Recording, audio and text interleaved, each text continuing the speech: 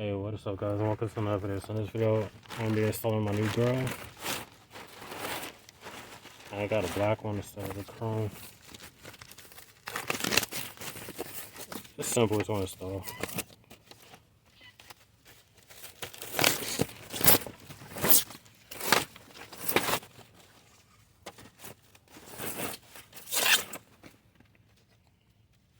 So all these clips that you see goes in their respective slots all the way around. So what you do, just line it up and then push back. You hear it click in place.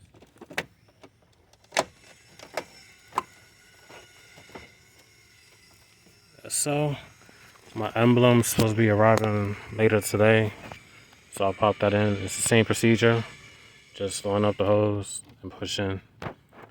So that's the new grill. That's it for this video. Like, comment, subscribe. See you on the next one. Peace.